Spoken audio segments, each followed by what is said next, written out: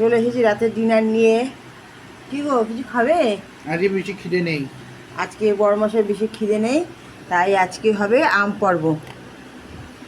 ফ্রিজে আম ভর্তি, তিনটে থেকে আম ভর্তি। এই রেখে রেখে আমগুলোর এই অবস্থা হচ্ছে। এত দাও। আম কি করব, ভাবছি আইসক্রিম করে ফেলবো রবিবার। সব আমগুলোকে তুমি ইস্যু করে চটকে দেবে। তাই আজকে আর কিছু খাওয়া দাওয়া হবে না। আজ দুপুরেও ভারী খাওয়া হয়েছে, ইলিশ মাছ, ডিম, এসবকে পেটে ভর্তি। এটা ফ্রিজে ছিল বলে শক্ত হয়ে রয়েছে। ঠিক আছে, চলো আজকে আমরা এই আম দিয়েই ডিনার সারবো। কিছু করার নেই, খেতে তো হবে। অন্য কিছু খেলেই পেট ভরে যাবে, আম খাওয়া হবে না। প্রচুর আম রয়েছে বাড়িতে। আরো আম কাটতে হবে। খাবে আরো? বের করবো? সব কেটে ফেলো। শরীর খারাপ করবো না, রাত্রেবেলা এত আম খাবে? দিনের বেলা থাক। ইলিশ, ডিম, আর রাত্রেবেলা এত আম।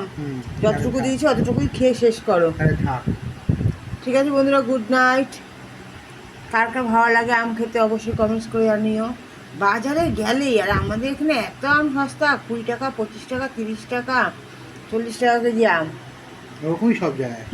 সব জায়গায়, কিন্তু এখানে বেশ ভালোই সস্তা। আজকে 20 টাকা করে নিয়েছি আম, জানো, গাছ পাকা আমগুলো। তাই। ওই মধু। ঠিক আছে, চলো আমরা খাওয়া দাওয়া করে নিই। Good night. ভালো লাগলে লাইক করে দিও, শেয়ার করে, কমেন্টস করে। Bye bye.